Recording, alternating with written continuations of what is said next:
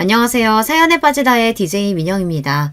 오늘 사연자는 참고 견뎌보려던 와중에 결국은 이성의 끈이 빠지지 끊어져 버리고 말았다는데요. 과연 어떤 사연인지 들어보시겠습니다. 오늘도 두 가지 사연 준비되어 있는데요. 끝까지 들어주실 거죠? 그럼 바로 시작할게요. 구독과 좋아요 잊지 말고 꾹 눌러주세요. 안녕하세요. 저는 30대 여자입니다. 저는 결혼한 지 이제 5년 정도 됐고 아직 아이는 없어요. 나이도 나이고 결혼한 지도 꽤 됐으니 주변 사람들에게 지겹도록 듣는 질문 중 하나가 왜 아이가 없냐는 질문이에요. 들을 때마다 아직 생각 없다고, 원래 결혼하기 전부터 남편이랑 아이는 차차 생각해 보기로 했다고 해도 다들 하는 말이 똑같았어요. 아이는 무조건 하나는 있어야 하는 거라고요. 좋게 좋게 웃으며 이야기를 해도 다들 제가 터무니없는 소리를 한다고 생각했어요. 심지어 한 번은 쉬는 날 남편이랑 둘이 마트에 장을 보러 갔는데 돈가스 시식하시는 아주머니랑 아주 잠깐 이야기하는데 저희 부부가 아이 없다는 이야기를 들으시고는 갑자기 제 등까지 때리시면서 왜 애를 안 낳냐고 훈수를 뒀다니까요. 기분이 상한 남편이 아주머니에게 왜 알지도 못하면서 그런 말을 함부로 하느냐고 한마디 하고 나서는 아주머니도 당황하셨는지 대충 웃으며 상황을 넘어가려 하셨지만 남편은 끝까지 사과를 받아내야겠다고 했어요. 아는 사이도 아닌데 사람 등까지 때려가면서 할 이야기는 아니죠. 당장 사과하세요. 아유, 젊은 사람이 까칠하네. 그냥 내 딸 같아서 한마디 한 거 가지고 왜 그래? 사람 무안하게. 남편이랑 아줌마가 티격태격 하는 소리에 주변의 사람들까지 웅성웅성하며 모였습니다. 딸은 무슨, 어떤 엄마가 딸한테 그렇게 말을 해요? 암튼 잘 알지도 못하시면서 아무한테나 선 넘지 마세요. 아셨어요? 여보, 별일 아닌 거 가지고 왜 그래? 아주머니 무안하시잖아. 그만해. 그나마 다행인 건 제가 옆에서 말리니 남편도 금방 구겨진 표정을 풀고 카트를 끌고 가버렸다는 겁니다. 마트를 나와서도 남편은 화가 풀리지 않는지 연신 짜증을 냈어요. 우리가 애를 낳든 말든 도대체 무슨 상관이라고 멋대로 훈수를 두고 난리야. 진짜 우리나라 아줌마들이 문제라니까. 그냥 농담하신 거 가지고 뭘 또 그렇게까지 예민하게 굴어. 우리가 그런 소리 한두 번 들어? 물론 저도 저에 대해 잘 모르는 사람들에게 그런 이야기를 들을 때마다 남편 못지않게 기분이 상해요. 하지만 말 그대로 나에 대해 모르는 사람들이 그냥 하는 소린데 굳이 예민하게 받아들일 필요 없다고 생각했습니다. 남편과 저는 어릴 때부터 한 동네에서 자란 동창이에요. 초등학교, 중학교 같이 나왔습니다. 지금의 시누이인 남편의 동생과도 언니 동생 하면서 친하게 지냈어요. 제가 성인이 된 후 오랜만에 시누이 집에 놀러 갔다가 군대를 제대하고 나온 남편을 만나 다시 알고 지내게 됐거든요. 몇 년 가깝게 지내다가 자연스레 연애하고 결혼했습니다. 남편이 원래 학교 다닐 때도 공부만 하고 친구는 별로 없어서 당시에는 제가 썩 좋아하지 않았었는데 어른이 되고 나서 보니 그런 모습이 오히려 멋있게 보이더라고요. 남편이 명문대를 나와 석사까지 마치고 대기업 연구원으로 취직했거든요. 제가 속물근성이 있는지 능력 있는 남편의 모습이 멋있게 보였습니다. 그래서 결혼까지 하게 된 거예요.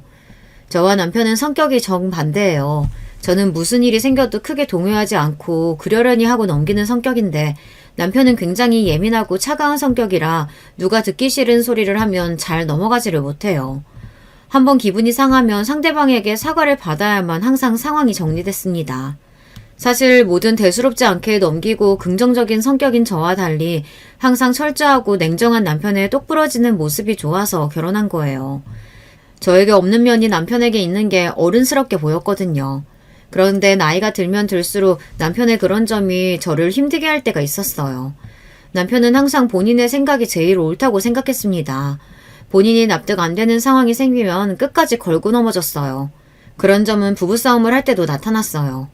한 번은 이런 적이 있었습니다. 시어머니께서 제가 한 갈비찜이 먹고 싶다고 하셔서 일이 끝나자마자 고기를 사다 시댁에 갔어요.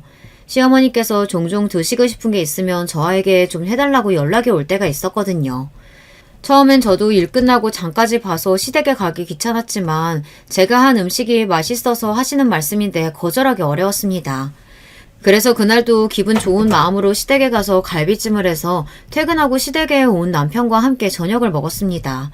설거지까지 마친 제가 남편이랑 시부모님이 거실에 앉아 이야기를 나누고 계시길래 저는 텔레비전을 봤어요. 마침 뉴스가 하고 있길래 리모컨을 찾았습니다. 저는 평소에 정치에 전혀 관심이 없고 정치 가지고 알가알부하는 사람도 별로 좋아하지 않아요. 그래서 리모컨을 들고 채널을 바꿨습니다. 그런데 갑자기 시어머니가 저에게 버럭하시더라고요. 어머, 나 집중해서 뉴스 보고 있었는데 말도 안 하고 갑자기 채널 돌리면 어떡하니? 죄송해요, 어머님. 제가 정치 뉴스 보는 걸 싫어해서 저도 모르게 채널을 바꿨네요. 다시 틀어놓을게요. 시어머니의 말씀에 저는 황급하게 다시 채널을 바꿨습니다. 너는 애가 어릴 때부터 세상 돌아가는 거엔 영 관심도 없고 맨날 놀러 다니기만 하더니 여전하구나? 사람이 하루에 한 번은 뉴스도 보고 정치인들이 하는 이야기도 들어야 견문이 넓어지는 거야. 아무리 무식해도 명색이 대기업 연구원 남편이랑 사는데 부부끼리 대화가 좀 통하려면 노력을 해야지. 시어머니의 날카로운 말에 저는 순간 말문이 턱하고 막히고 말았습니다. 한두 번 듣는 소리도 아니었지만 매번 들을 때마다 가슴이 따끔거렸어요. 채널 좀 바꾼 거 가지고 뭘 이렇게까지 얘기해요.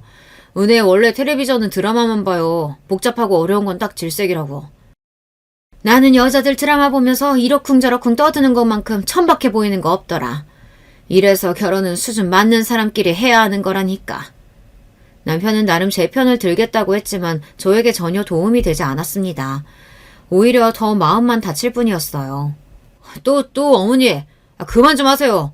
부부 사이에 수준이라고 할 게 뭐가 있다고 며느리한테 그런 소리래요. 제 표정이 시무룩해지자 남편이 애써 시어머니에게 화를 냈지만 이미 다친 제 마음은 전혀 괜찮아지지 않았습니다. 그런데 그날 집에 돌아오는 길에 남편이 시댁에서의 일이 답답했는지 저에게 화를 냈어요. 너는 자존심도 없냐? 엄마가 무식하네 어쩌네 하면서 나랑 수준이 안 맞는다고 하는데 그런 소리 듣고도 멍청하게 왜 가만히 있어? 남편 나름대로 속상해서 하는 소리라는 걸 알지만 저도 속상했습니다. 하루 종일 가게에서 서서 일하고도 집에 못 가고 시댁에 가서 밥상 차리고 설거지까지 다 했는데도 시어머니에게 그런 소리를 들었으니 화가 나고 아직도 가슴이 뛰고 얼굴이 뜨겁게 익어 있었습니다. 그런데 남편까지 저에게 답답하다며 구박을 하니 화가 나더라고요. 나라고 뭐 성질이 없어서 이 시간에 시댁까지 가서 밥하고 설거지까지 하면서 참고 있는 줄 알아? 어차피 내가 말해봐야 어머니가 보시기엔 부족하고 마음에 안 드는 며느리니까 그러니까 나도 그냥 꾹 참고 있는 거라고. 지금 이 와중에 너는 우리 집에 가서 밥하고 설거지한 게 억울하냐? 남편은 또 이상한 방향으로 불똥이 튀었습니다. 남편의 행동에 저도 화가 나고 답답해서 한마디 더 했어요. 그럼 요즘 세상에 어떤 며느리가 퇴근하고 시댁 가서 밥을 차려. 당신도 그래. 내가 힘들게 장보고 상까지 차렸으면 양심적으로 설거지라도 해야지 어떻게 가만히 있어? 그렇게 하기 싫었으면 하지 말지. 왜 자기 마음대로 다 하고 나서 괜히 가만히 있는 사람한테 생색이야. 당신이 가만히 있었어? 지금도 나한테 뭐라고 하고 있잖아. 매일 며느리 구박 못해서 암달인 시어머니가 잘못이지. 앞에서 말 못하고 가만히 있었던 내가 잘못이야? 그러니까 잘못한 것도 없으면서 맨날 꿀먹은 벙어리처럼 당하고 있지 말고 말을 하라고. 남편은 항상 이런 식이었습니다. 본인이야 하고 싶은 것만 하고 살고 하기 싫은 건 안 하면서 살아서 모르는 거죠. 제가 시댁에서 할 말 다 하고 하기 싫은 건 안 하고 살 수 없는 사람이라는 걸 전혀 모르고 있었습니다. 사실 결혼해서 지금까지 이런 일이 한두 번이 아니었어요. 사실 시어머니께서 결혼 전부터 저를 좋아하지 않으셨어요. 어릴 적 동네에서 그냥 알고 지낼 때야 저에게 아무 관심도 없으셨으니까 몰랐지만 알고 보니 제가 시누이랑 어울려 다닐 때부터 저에 대해 썩 좋지 않으셨나 보더라고요. 집도 가난하고 공부도 잘 못하는 제가 남편과 엮일 줄은 생각도 못하셨나 봐요. 저와 남편이 처음 결혼하겠다고 시댁에 인사 갔을 때 시어머니는 농담하지 말라고 그런 거로 장난치는 거 아니라고까지 하셨습니다. 대놓고 결혼은 절대 안 된다고 하신 건 아니었지만 시누이 말로는 시어머니께서 제가 인사를 드리고 돌아가고 나서 남편에게 정말 저와 결혼하려고 하는 게 맞느냐고 몇 번이나 물으셨다고 하더라고요. 아무리 어렸을 때부터 친구라도 사람이 어느 정도 수준이라는 게 맞아야지. 동네에서 생선이나 파는 집 딸내미랑 네가 어울리기나 해? 우리 집도 지금이야 아버지가 잘 풀려서 사장님 소리 듣는 거지. 어릴 때야 시장에서 장사한 거 똑같은데 무슨 그런 소리래. 부부가 수준 맞을 필요가 뭐가 있어. 서로 좋아하면 되는 거지. 실제로 시어머니와 남편이 대운 대화를 시누이에게 듣고 나서 저는 한동안 마음이 쓰여 남편에게 연락을 못할 정도였어요. 혹시나 시어머니의 말을 듣고 고민하다 저와 결혼을 못하겠다고 할까봐서요. 어릴 때 시부모님이랑 친정부모님은 같은 시장에서 장사를 하셨어요. 저희 친정부모님은 생선 가게를 하셨고 시부모님은 냉면을 하셨어요. 그런데 시부모님이 냉면집을 하시던 건물 주변으로 재건축이 대대적으로 되면서 시아버지께서 제대로 알박기를 해놓으셨다가 남들보다 돈을 3배 넘게 받아 나오셨어요. 그 돈으로 근처 상가를 샀는데 재건축이 되면서 자연스레 같이 주변 부동산이 배로 뛰어서 갑자기 40억대 건물주가 된 거예요. 그런 거 보면 참 사람 인생이란 모르는 것 같아요. 어릴 때만 해도 같은 시장 골목에서 매일 뛰놀며 부모님끼리도 친하고 했었는데 재건축 이후로 저희 친정은 생선 장사에서 건어물 장사로 바뀌기만 했을 뿐 여전히 시장에서 장사하시고 시부모님은 건물주가 됐으니까요. 아무리 상황이 변했다고 해도 시어머니가 좀 얄미운 게 대놓고 저희 집안을 무시했어요. 제가 이제는 건어물 장사를 하신다고 몇 번을 이야기했는데도 시어머니는 자꾸만 저를 부를 때마다 생선집 딸내미라고 말했습니다. 거기다가 다 지난 일이긴 하지만 아직도 서러운 게 상견례 날 오랜만에 만난 저희 친정 부모님 앞에서 결혼식 날 굳이 뭐하러 사람들을 다 부르냐고 가까운 친지만 모아서 하자고도 하셨습니다. 남들한테 뭐 내세울 만한 결혼이라고 다 불러서 밥까지 먹여. 그냥 우리끼리 모여서 조촐하게 해요. 시어머니와 그냥 하신 이야기인진 몰라도 삽시간에 상견례 분위기는 엉망이 됐습니다. 특히나 전부터 저를 탐탁지 않게 여기시던 시어머니를 얄밉게 생각했던 친정엄마는 참지 못하고 욱하셨죠. 애들 둘이 좋아서 하는 결혼인데 내세우고 말 게 어딨어. 나는 자식이라고 딸 하나라 이 사람 저 사람 다 초대해서 성대하게 할 거야. 준석이 엄마나 조촐하게 불러서 해. 아이고 은혜 어머니도 알잖아요. 이 사람이 우리 준석이 애지중지 키운 거. 갑자기 장가 간다고니까 아쉬워서 그러는 거니 좀 이해 좀 해줘요. 그래 우리가 뭐 남인가?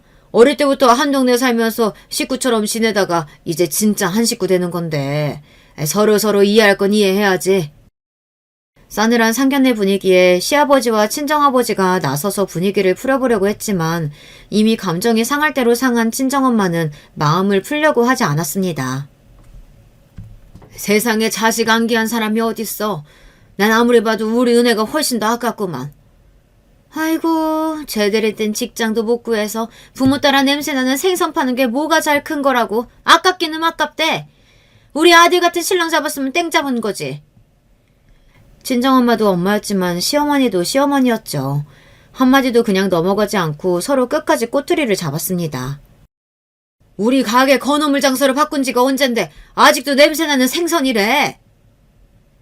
결국은 폭발한 엄마가 자리에서 벌떡 일어나면서까지 소리를 질렀습니다. 그러자 시어머니도 마찬가지로 자리에서 벌떡 일어나 삿대질을 했어요. 건어물이랑 생선이랑 다를 게 뭐래? 냄새나고 구질구질한 건 똑같지. 여보, 사돈 되실 분들한테 뭐 하는 짓이야? 그만해. 그래, 너 나랑 한번 해보자는 거지? 애들 결혼이고 뭐고 오늘 너 죽고 나 죽자. 너 이리 나와. 아무리 그래도 상견례 자리인데 이러다간 정말 큰일 날 것 같아 저와 아버지는 어머니를 따라 일어나 양쪽에서 어머니를 잡았습니다. 그런 와중에 이런 사달을 만든 시어머니는 오히려 더 씩씩거렸습니다. 그때였습니다. 그 난리가 나도 가만히 있던 남편이 자리에서 의자를 뒤로 밀고 일어났습니다. 그러더니 하는 말이 기가 막혔어요. 제 상견례 자리가 이렇게 될 거라고는 상상도 못했는데 두 분 다 정말 너무하시네요. 자식들 앞에서 이런 꼴까지 보이셔야겠어요? 앞으로 결혼식이든 뭐든 저희 둘이 알아서 할 테니까 양가 부모님께서는 저희 결혼에 일절 신경 쓰지 마세요. 남편은 미간을 잔뜩 구긴 채 그대로 식당을 나가버렸습니다. 저는 놀라서 그 뒤를 따라 나갔어요. 그리고 남편의 차에 따라 탔습니다. 그러고는 하는 말이 놀라웠어요. 우리 엄마 저러는 게 어디 한두 번이야? 그냥 그러려니 옮기실 수도 있지. 장모님도 꼭 저렇게 똑같이 구셔야겠어. 저 식당 회사 선배 형네 가게라 어렵게 예약해준 건데 이제 회사에도 우리 집 막장 집구석이라고 소문 다 나게 생겼다. 진짜 쪽팔려. 남편 성격상 나서서 우리 집 편을 들어줄 거라고는 생각 안 했지만 그 와중에 남편은 자기 걱정만 하고 있더군요. 상견례 한 식당이 회사 선배 형네 가게인데 오늘 일이 금방 회사에 소문이 날 거라며 남편은 아직 일어나지도 않은 일을 걱정했어요. 지금 그런 걱정할 때야? 결혼 앞두고 양가 어머님이 저렇게 싸우셨는데? 두 분이 싸우시든지 말든지 우리랑 무슨 상관이야. 그렇다고 결혼 안 할 것도 아닌데. 남편이 저와 많이 다른 사람이라는 거야 진작 알고 있었지만 이 정도로 생각하는 게 다를 줄은 몰랐습니다. 제 마음을 몰라준다고 해서 남편이 원망스럽지는 않았습니다. 남편은 원래 어릴 때부터 본인의 부모님을 별로 좋아하지 않았어요. 돈 조금 더 벌겠다고 알바끼까지 해서 주변에 다 재건축이 들어갔는데 장사도 안 하면서 끝까지 남아 버틴 것도 쪽팔렸고 그 돈으로 건물 좀 샀다고 무슨 부자처럼 구는 것도 싫다고 했었어요. 그렇다 보니 남편은 뭐든지 결정을 할 때 본인이 알아서 결정하고 행동했어요. 부모님께 도움도 일절 받지 않았고요. 남편이 그런 사람이다 보니 아마 남편도 저를 이해하지 못할 거예요. 저야 어릴 때부터 특별히 좋아하는 것도 잘하는 것도 없이 살다가 점수 대충 맞춰 대학 나와 지금은 부모님 가게에서 일하고 있으니까요. 평생 쉬지 않고 열심히 살아온 남편이 보기에는 이런 제가 답답하고 이해도 안 될 텐데 그래도 연애하는 동안 싫은 내색 안 하고 잔소리 한 번 안 하는 거 보면 남편이 저를 많이 좋아하고 있다고 느꼈습니다. 그래서 결혼도 결정한 거고요. 식당 룸 안에서 일어난 일이라 직원들도 못 들었을 거야. 괜한 걱정하지 마. 남편에게 서운한 점이 없는 건 아니지만 남편도 저의 부족한 점을 항상 이해해주니 저는 애써 예민하고 날카로운 남편의 성격을 받아주고 보듬어주려고 노력했어요. 그렇게 저와 남편은 상견례 날 양가 부모님의 불미스러운 일을 제대로 마무리하지 않은 채 결혼식을 올렸습니다. 결혼식을 준비하는 내내 친정엄마의 잔소리와 원망 섞인 소리를 듣느라 저도 죄송스러운 마음이 있기는 했지만 남편 말대로 우리 둘이 좋아서 하는 결혼식이니 우리가 알아서 하면 되는 거라고 여겼습니다. 그런데 살다 보니 이게 또 항상 제 마음 같지는 않더군요. 저도 남편도 서로를 향한 마음이 영원히 변하지 않을 줄 알았는데 둘 다 사람이다 보니 서서히 변해갔습니다. 결혼하기 전 남편과 상의해서 결정한 내용이 있었어요. 먼저 결혼은 해도 아이는 필수라고 생각하지 않는 것. 두 번째, 각자의 수입이나 지출은 알아서 관리하고 절대 간섭하지 않을 것. 마지막, 아무리 부부라고 해도 평일이든 주말이든 모든 걸 함께 공유하려고 하지 않을 것. 대부분 남편이 요구한 상황이긴 했지만 저도 특별히 어려울 것 같지 않아 다 동의했어요. 주변에서는 다들 아이 없이 정말 살 수 있냐, 부부끼리 얼마를 벌고 얼마를 쓰는지 모르고 산다는 게 말이 되냐, 그런 말들이 많았지만 저는 나쁘지 않다고 생각했어요. 결혼 전 제가 남편이 좋았던 이유도 저에게 간섭하지 않고 잔소리하지 않아서 좋았던 거니까요. 그런데 좋은 방향으로 생각했던 이 규칙들이 막상 결혼하고 나니 자꾸만 제 발목을 잡았습니다. 한 번은 이런 적이 있었어요. 제가 부모님과 함께 일하는 시장에 모임이 하나 있는데요. 시장에서 장사하는 제 또래 언니 친구들이 만든 모임인데 한 달에 한 번 정도 부부끼리 여행도 가고 술자리도 갖고 하는 모임입니다. 모임을 하는 언니나 친구들이랑 저도 친한데 제가 결혼을 늦게 한 편이라 저는 정작 부부 모임에는 가본 적이 없었어요. 그래서 결혼하게 되면 저도 그 모임에 갈 수 있을 테니 은근 기대하고 있었습니다. 그래서 제가 결혼하고 첫 달 모임에 남편에게 함께 갈 수 있는지 물어봤습니다. 처음 참석하는 거라 모임 사람들이 일정을 우리 부부에게 맞춰주기로 했다고요. 그런데 제 말에 남편이 불편한 티를 확 냈어요. 당신 결혼 전 약속했던 마지막 규칙 까먹었어? 아무리 부부라도 서로의 일정이나 계획 공유하려고 하지 말자고 했잖아. 그래서 미리 말하는 거잖아. 당신 가능한 날 시간 맞춰서 가자고. 저는 남편의 말과 의도가 무슨 뜻인지 정확히 이해가 되지 않았습니다. 제가 생각한 마지막 규칙은 서로 피곤하고 쉬고 싶을 때 갑자기 영화를 보러 가자고 조른다거나 미리 말도 없이 친정이나 시댁에 가자고 한다거나 이런 걸 하지 말자는 정도로 생각했어요. 내가 당신 같이 일하는 사람들 모임에 뭐하러 가? 당신이나 갔다 와. 남편은 아예 모임에 갈 생각이 없다는 말이었어요. 부부 동반 모임인데 나만 어떻게 혼자 가? 결혼 전부터 내가 말했잖아. 나랑 친한 언니랑 친구들이라고. 나도 결혼하면 꼭 가고 싶다고. 저는 너무 황당하고 억울해서 목소리까지 커졌습니다. 아무리 가기 싫어도 그렇지 어떻게 생각도 안 해보고 곧바로 안 간다고 할 수 있는지 모르겠더라고요. 내가 언제 내 친구들 모임이나 직장 사람들 모임에 당신더러 같이 가자고 한 적 있어? 나는 당신 불편할까봐 미리 배려하는 거야. 당신도 나를 위해서 좀 배려해줬으면 좋겠어. 남편을 보고 있으면 항상 말은 그럴듯하게 하는 것 같았지만 결론적으로 보면 항상 본인이 하고 싶은 대로 했습니다. 제가 원하거나 제 생각은 별로 중요하지 않은 것 같았어요. 나는 당신 친구들 모임이나 직장 사람들 하는 모임에 가도 상관없어. 하나도 안 불편해. 부부싸움이라는 게 서로 말이 안 통하다 보니 결국은 목소리가 커지더군요. 다툴 때 감정만 앞세우고 소리 지르는 걸 제일 싫어하는 남편에게 그 모습을 보이고 말았습니다.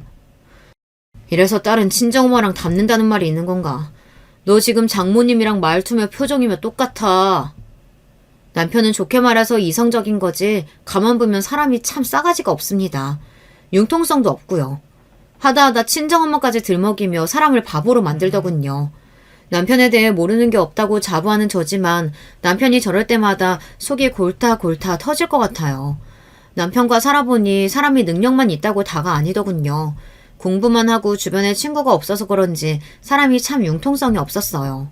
시댁에서야 시부모님 두 분 다 남편의 말이라면 다 옳다고 떠받들어 주지만 저희 친정은 그렇지가 않았어요.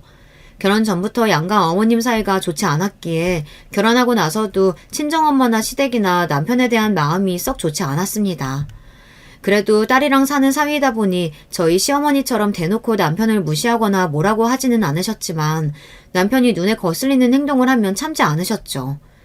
어느 날이었어요. 결혼하고 몇 년 됐을 때였는데 명절이라 남편이랑 친정에 갔습니다. 어느 명절과 마찬가지로 시댁에서 받은 스트레스로 제 컨디션이 좋지 않았습니다. 매번 그랬겠지만 제가 좋아서 한 결혼이니 친정 부모님 앞에서 티를 내고 싶지 않아 애써 기분 좋은 척 했어요. 그런데 제가 아무리 연기를 해도 부모님은 제 낯빛만 봐도 모든 걸 다 알고 계셨어요. 안 그런 척 하려고 했는데도 엄마는 자꾸만 어디가 아픈 거냐, 무슨 일이 있는 거냐 물으셨습니다. 저는 괜찮다고 별일 아니라고 했어요. 그러다 눈치 없는 친정아버지께서 갑자기 뜬금없는 소리를 하셨어요. 혹시 우리 딸이 임신한 거 아니야? 살도 좀 빠지고 눈도 퀭한 게 영 컨디션이 안 좋아 보이는데. 저와 남편이 아이 생각은 없다고 결혼 전부터 미리 말씀을 드려서 시부모님은 저희 앞에서 손주 이야기는 일절 안 하세요. 시부모님도 마음속으로야 당연히 손주를 원하시겠지만 평소 남편 성격을 잘 알다 보니 굳이 입 밖으로 꺼내지 않으시는 거죠. 하지만 친정부모님은 손주에 대해 아직도 포기를 못하셨어요. 저희가 때가 되면 애를 가질 거라고 기대했죠. 그런 친정부모님 마음을 이해 못하는 건 아니에요. 시댁이야 저희가 아니어도 시누이 부부가 있지만 저희 친정에는 저 말고 다른 자식이 없거든요. 그렇다 보니 손주를 원하시는 게 당연했어요. 저는 그런 부모님의 마음을 알다 보니 아버지께서 그렇게 말씀하셔도 그냥 웃어넘겼습니다. 임신은 무슨, 그냥 좀 피곤해서 그래요. 오늘 푹 자고 나면 괜찮을 거야. 저는 애써 좋게 넘기려고 하는데도 그럴 때마다 남편은 굳이 정색하고 꼭 똑같은 말을 또 하고 또 하고 했어요. 장인어른, 저번에도 말씀드렸다시피 저랑 은혜는 아직 아이 생각이 없어요. 그러니까 행여 농담으로라도 그렇게 말씀 안 하셨으면 좋겠습니다. 사람이 융통성이 없어도 저렇게 없을 수가 있을까요? 그냥 좋게 좋게 넘어가자는 말을 남편은 전혀 모르는 사람이었어요. 그런 남편의 성격을 가만히 봐주지 못하는 건 친정엄마도 마찬가지였습니다. 자네야말로 답답한 소리 좀 그만하게. 우리 은혜가 어릴 때부터 아기든 동물이든 얼마나 좋아했는데 이게 다 자네가 애 생각 없어서 우리 은혜한테 강요하는 거잖아. 엄마 아니야. 우리 둘 다 애는 무조건 안 낳겠다는 게 아니라 지금은 아직 애 낳을 생각이 없다는 거지. 지금은 일이 더 중요할 때니까.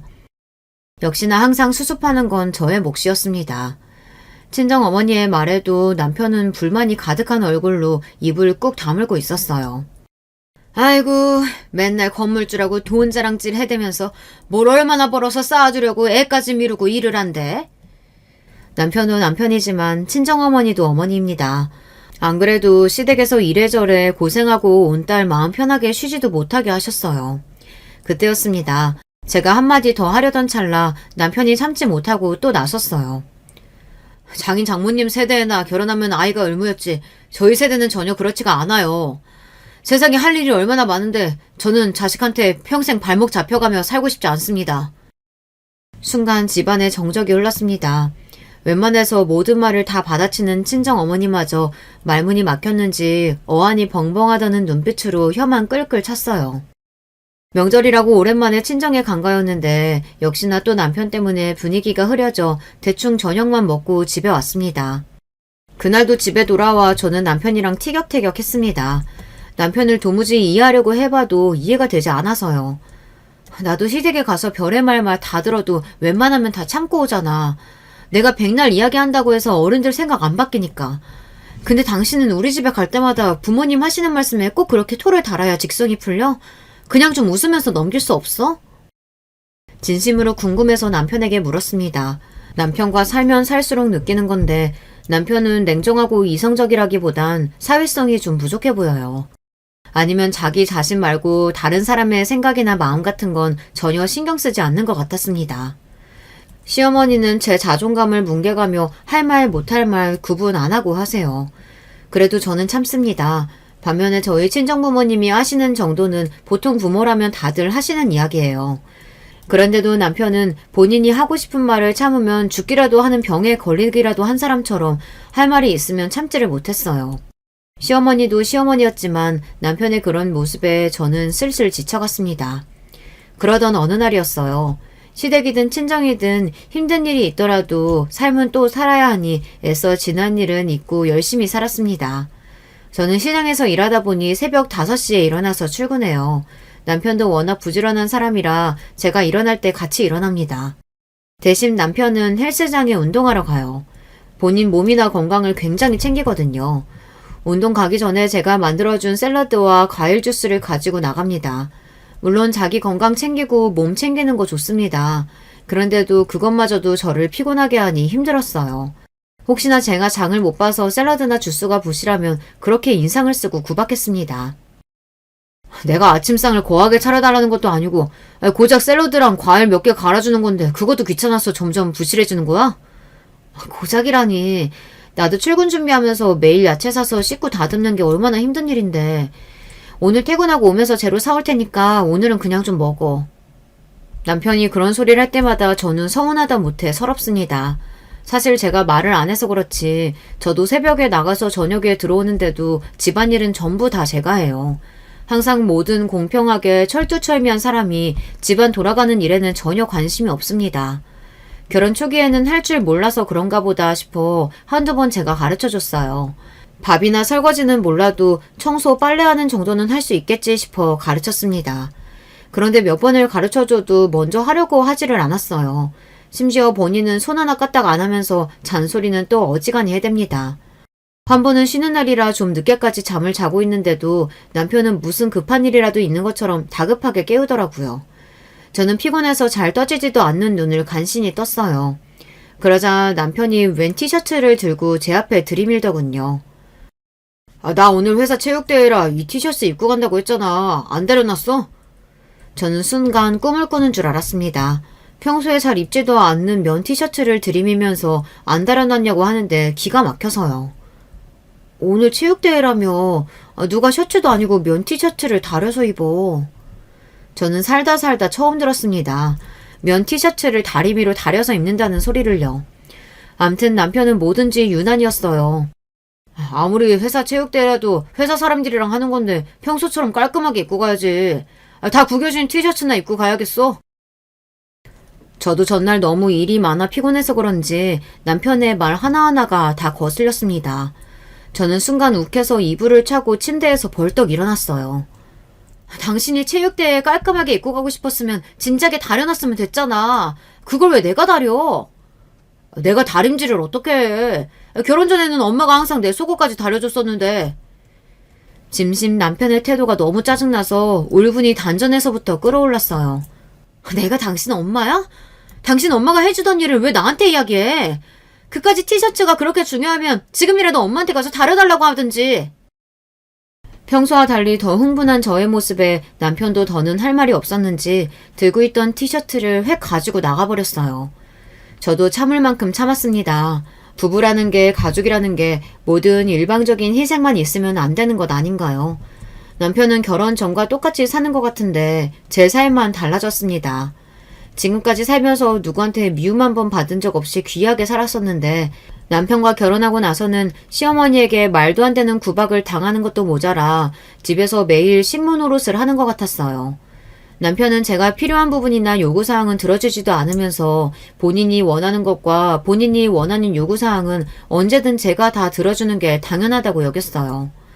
그런데 얼마 뒤 믿기지 않는 일이 벌어졌습니다. 그날 남편이 몸이 좋지 않아 출근하지 않고 집에서 재택근무를 하고 있었어요.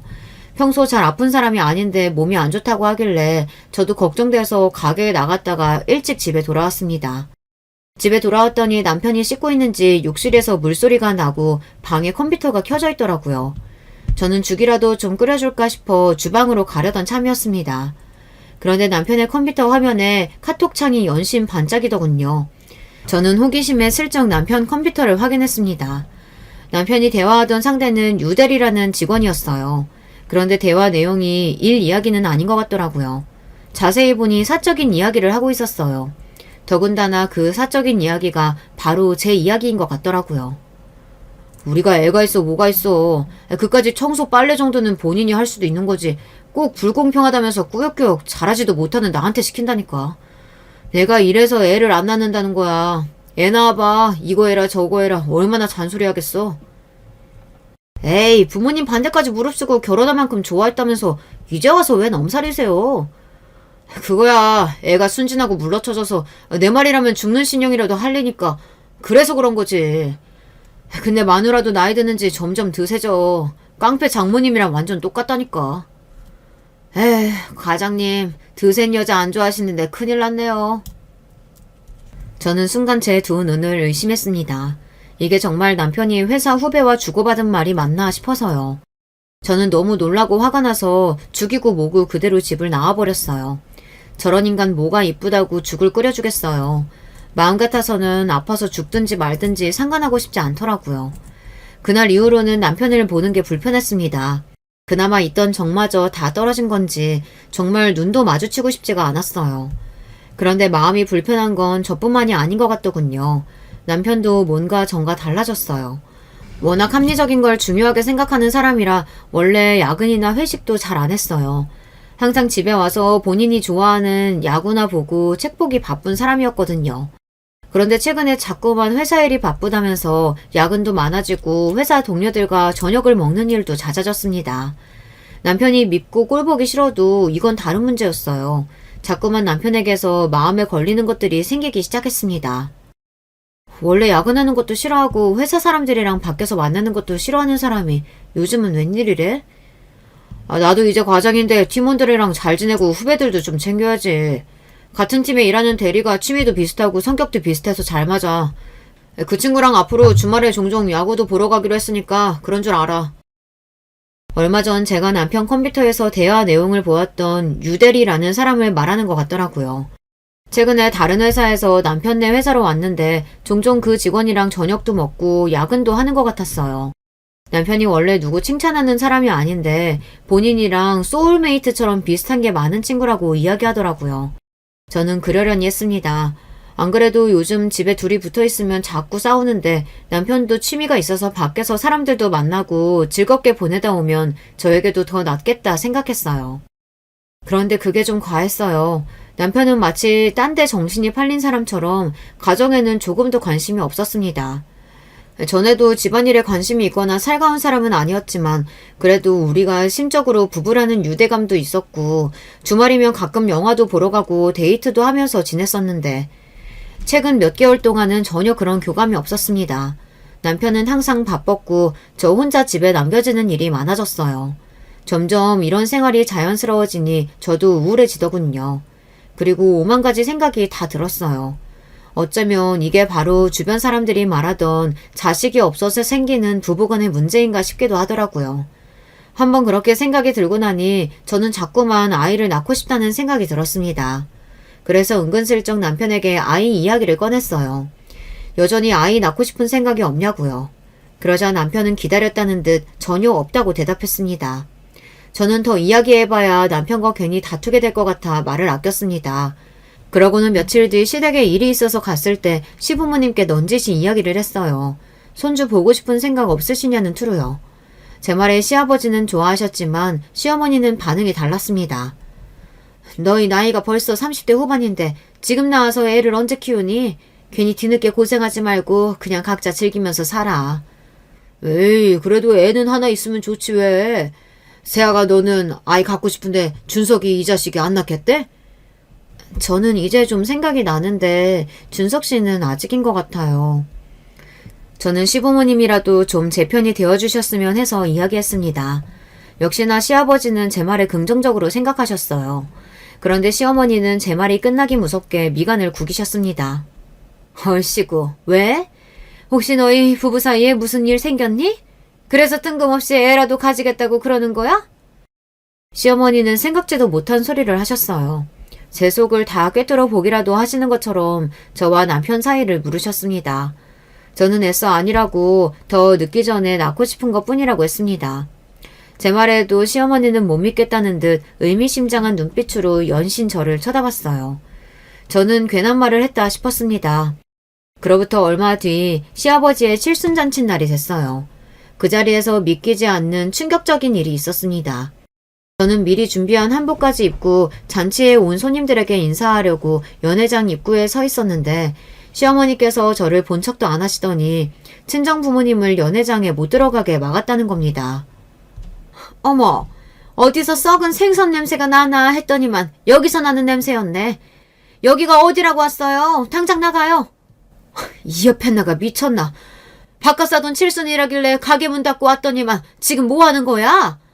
사돈은 무슨 사돈? 우리가 왜 사돈이야? 저는 말도 안 되는 이 상황에 너무 기가 차서 말도 나오지 않았습니다. 들으시는 분들도 기가 막히시죠? 이게 다 어떻게 된 일이냐면요. 얼마 전 남편이 저에게 이혼하자고 하기는 했습니다.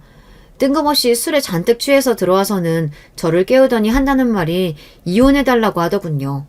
남편에게 여자가 생겼대요. 남편이 바람을 피웠다는 말도 기가 막혀 죽겠는데 글쎄 이 인간이 그 상간녀를 사랑한답니다. 내가 살면서 이렇게까지 사랑하는 여자 만날 거라고는 생각도 못 해봤어. 그러니까 제발 좀 이혼해줘. 내 남은 인생은 그 여자랑 살고 싶어. 저는 남편 하는 짓에 웃음만 나왔습니다. 너무 가소로워서요. 아주 혼자 드라마를 찍고 있네. 이혼하더라도 내가 원할 때 할 거니까 그런 줄 알고 입 닥치고 잠이나 자. 에이, 여자가 말하는 것 좀 봐. 이렇게 드세고 무식하니까 내가 정이 떨어졌지. 당신 내 성격 알지? 나는 한 번 정 떨어진 사람이랑은 하루도 못 사니까 당장 헤어져. 그날부터 남편은 저만 보면 이혼해달라고 사정사정을 했어요. 하지만 저는 들은 척도 안 했습니다.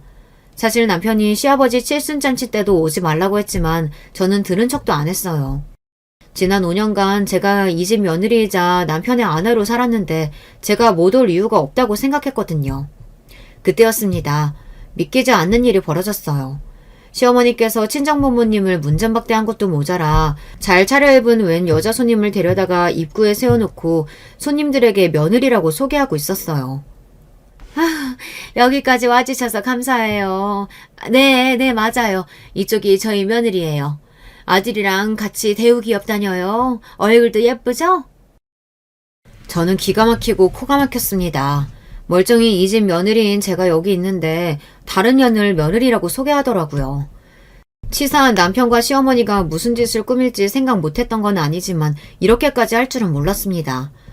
알고 보니 남편이 저와 헤어지고 새로 만난 상간녀와 재혼하겠다고 벌써 시부모님께 인사까지 했나 보더라고요. 시어머니야 저보다 학벌도 좋고 직업도 좋은 상간녀를 마다할 이유가 없었는지 바로 허락했답니다. 그러니까 결국 현재 시어머니와 남편의 걸림돌은 저 하나였던 거예요. 빨리 저를 정리해야 남편이 원하는 대로 살 수 있으니까요. 그쯤 되니 저도 간신히 붙잡고 있던 이성의 끈이 빠지지 끊어지더군요. 저는 우렁찬 목소리로 소리를 냅다 질렀습니다. 이 늙은 여은년아, 내가 만만해 보이니? 내가 너희 두 모자 가만히 둘 줄 알아? 제 목소리에 호텔 연회장 로비가 쩌렁쩌렁 울렸어요. 그러자 주변에 있던 손님들이 웅성웅성 수군거렸습니다.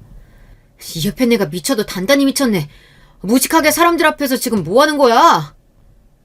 미친 건 너지, 인간아. 너야말로 쪽팔리는 줄 모르고 지금 뭐 하는 거야? 나 아직 너랑 이혼 안 했어. 법적으로 너랑 내가 부부라고. 근데 감히 저런 천박한 상간녀들을 내 자리에 데려다 놓고 소개해? 얼씨구, 얘, 말은 똑바로 해야지. 우리 유진이가 어디를 봐서 천박하니? 네가 무식해서 뭘 모르나 본데 우리나라에 간통죄가 없어진 지가 언젠데 상간녀는 상간녀야. 너랑 우리 준석이 솔직히 식만 올렸지 애도 없고 남보다 못하게 살았잖아. 우리 아들이 이제야 정신 차려서 제대로 된 여자랑 좀 살겠다는데 방해 좀 그만하고 알아서 좀 떨어져. 내가 위자료는 알아서 두둑히 챙겨줄게. 시어머니는 이제 아예 체면은 다 갖다 버리셨는지 막 나갔습니다. 저한테는 매일 생선집 딸내미라고 부르더니만 이제 만난 지 얼마 되지도 않은 상간녀넌을 우리 유진이라고 불렀어요. 저는 시아버지 칠순잔치나 다 끝나고 터뜨릴까 했는데 더는 참을 수가 없었습니다. 아, 네. 우리 어머님. 상간녀가 굉장히 마음에 드시나 본데 어디 이 사실을 알고도 그 입에서 우리 유진이 소리가 나오는지 좀 볼까요? 저는 가방에서 꺼낸 서류 봉투를 시어머니의 가슴에 던져줬습니다. 제 행동에 남편은 놀라 저에게 다가와 지금 뭐 하는 거냐고 눈을 동그랗게 떴어요. 뭐긴 뭐야. 멍청한 네가 사랑했던 그 여자의 실체지. 내가 우리 유진이에 대해 모르는 게 뭐가 있다고 실체는 실체야. 괜한 짓 하지 말고 그만 돌아가. 정색한 남편이 이제 그만하라며 저를 연회장에서 쫓아내려고 했습니다. 그때였어요. 제가 건넨 서류를 확인한 시어머니가 깍 소리를 질렀어요. 이게 다 뭐야? 너 이유진, 너 이게 사실이야? 애가 셋이나 있다는 게 사실이냐고! 시어머니의 소스라치는 목소리에 순간 그 자리에 있던 사람들 모두가 놀라 쑥덕거렸습니다. 그랬습니다. 저는 진작 남편과 상간녀의 외도 사실을 알고 상간녀의 뒷조사를 좀 했습니다. 외도 사실을 어떻게 알았냐고요? 세상 일이라는 게 참 모르는 거더라고요. 알고 보니 유대리라는 사람이 남자가 아니고 여자였더라고요. 저는 남편이 유대리에 대해 자주 이야기하길래 당연히 남자라고 생각했어요. 제가 유대리가 여자라는 사실을 어떻게 알게 된 줄 아세요? 그날은 주말이었습니다. 남편이 유대리와 야구를 보러 간다고 나간 날이었어요. 오랜만에 자유를 얻은 저도 집에서 빈둥거리며 누워 있었습니다. 그런데 채널을 돌리다가 우연히 남편이 보러 갔다던 야구 중계를 보게 됐어요. 저야 야구의 야자도 잘 모르지만 남편이 응원하는 팀이 잘 못한다는 건 익히 들어 알고 있었어요. 그런데 웬일로 이기고 있더라고요. 오랜만에 야구장 간 건데 해타팀이 이기고 있어서 좋아하고 있겠네. 어머, 저게 뭐야? 저 사람 지금 저기서 뭐하고 있는 거야? 본인이 응원하는 야구팀이 맨날 진다고 징징거리더니만 때마침 남편이 직관하러 간 날 이기고 있으니 남편이 좋아하고 있겠구나 싶었어요. 잠깐 야구를 보다가 채널을 바꾸려던 그때 충격적인 장면을 제 두 눈으로 보고야 말았습니다. 운명처럼 한 선수가 홈런을 쳐서 공이 객석으로 날아가던 그 순간 야구장 카메라가 객석에 있던 남편을 잡았는데 남편 옆에 처음 보는 여자가 떡하니 앉아있더라고요. 심지어 둘이 좋아서 손을 꼭 잡은 모습이 그대로 텔레비전 화면에 잡혔어요. 아주 찰나였지만 저는 똑똑히 봤습니다. 순간 저는 가슴이 철렁하고 떨어지는 줄 알았습니다. 분명 회사 유대리랑 야구 보러 간다던 남자가 웬 낯선 여자와 함께 야구장에 있었어요. 그날 밤 팀의 승리가 너무 좋아서 유대리와 맥주까지 마시고 왔다는 남편은 샤워하고 나오자마자 잠들었습니다. 저는 곧바로 남편의 핸드폰을 들고 거실로 나와 남편의 핸드폰을 뒤졌습니다. 통화 기록은 말 그대로 유대리밖에 없었어요. 저는 찜찜한 마음에 카톡에 들어가 유대리의 프로필 사진을 확인했습니다. 유대리의 프로필 사진은 마침 오늘 야구장에서 찍은 본인의 사진이었어요. 저는 왜 생각하지도 못했을까요? 유대리가 여자일 거라고요. 유대리는 여자였습니다. 저는 그날 밤 너무 혼란스러워서 잠도 제대로 자지 못했어요. 어디까지가 진실이고 무엇이 거짓인지 구분이 되지 않아서요. 바로 그날부터 저는 남편과 상간녀의 뒤를 밟았습니다. 둘이 아주 불이 붙었는지 주변 눈치도 안 보고 바람 피우는 증거가 수두룩하더군요. 일주일에 두세 번씩 모텔에 가는 사진과 둘이 주고받은 메신저 사진, 그리고 남편의 비밀 SNS 계정까지 다 찾아냈습니다. 남편과 그 상간녀 연애 뒷조사를 하던 중 저는 놀라운 사실을 알게 됐습니다. 제가 운이 좋은 건지 나쁜 건지 인연이 보통 년이 아니더라고요. 남편네 회사에 오기 전 다녔던 회사에서도 스캔들이 생겨서 회사를 그만둔 거였어요. 알고 보니 인연이 상습적인 가정 파괴범이더라고요. 항상 유부남들에게 접근해 이혼하게 하고 남자 재산을 가로챘어요. 더군다나 애가 셋이나 있더라고요. 정식으로 결혼은 한 번도 안 했는데 낳은 애만 셋이에요. 애 셋이 다 생물학적인 아버지가 다르더라고요. 가관도 이런 가관이 없었습니다. 저는 절로 웃음이 나왔어요. 공부만 할 줄 알았지 세상 물정이라고는 모르더니만 남편이 당해도 제대로 당했어요. 저는 상간녀의 진짜 모습을 알고 난 뒤 며칠 동안 너무 속이 시원하고 고소해서 남편을 볼 때마다 안쓰럽다는 생각마저 들었습니다. 그런데 이 멍청한 인간이 술을 먹고 들어와서 저에게 이혼해달라며 사정을 하더라고요.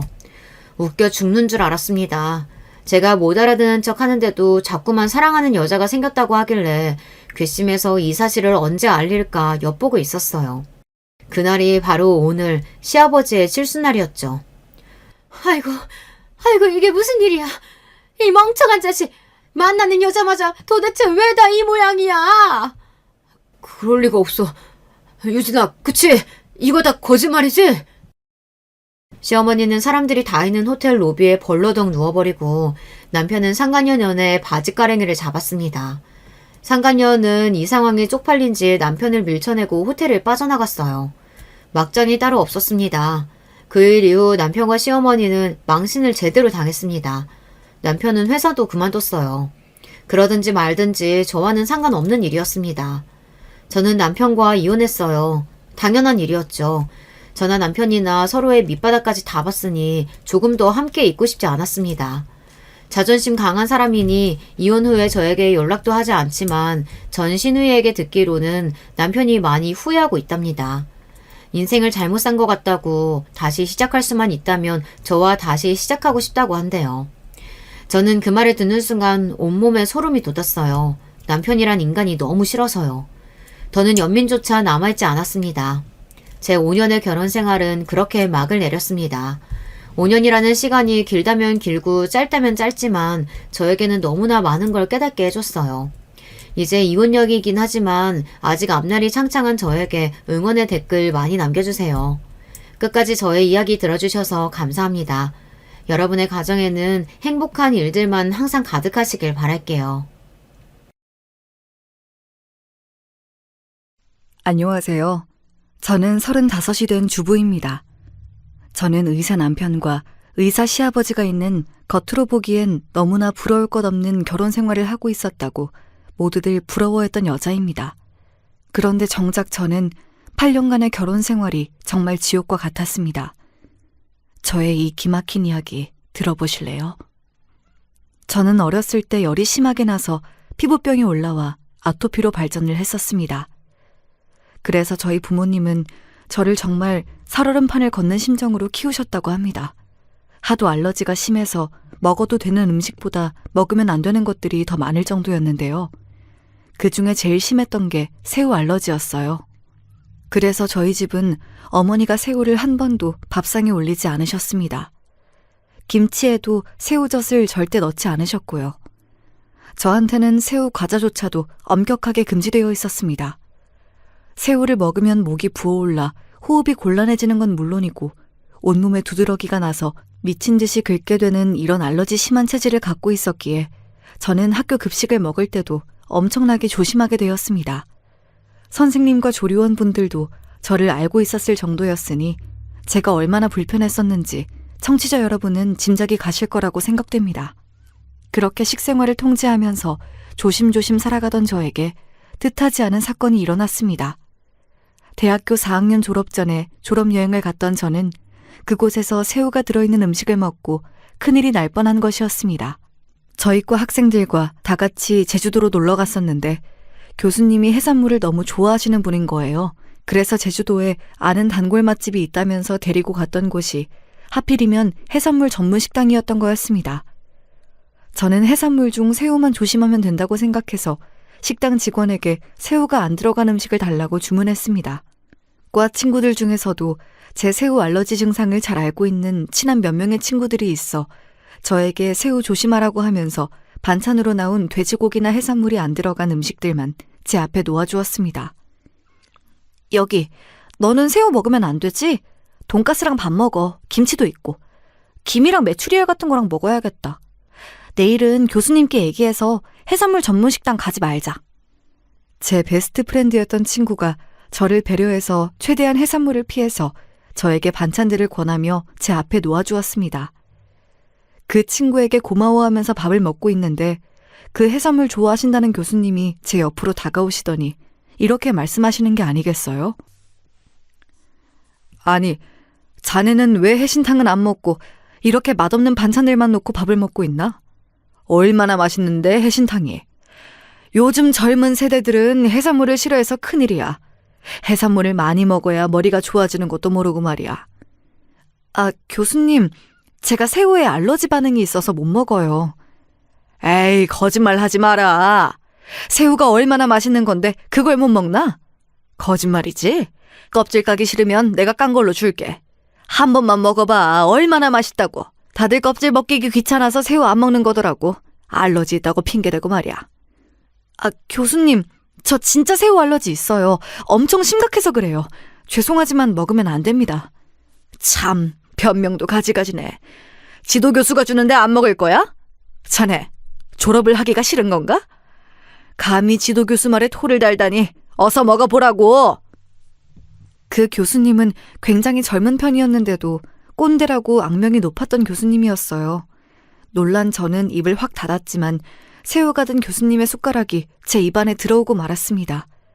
그렇게 새우가 들어오자마자 피부에 오돌토돌한 것들이 막 올라오면서 저는 거품을 물고 쓰러져 버리고 말았습니다.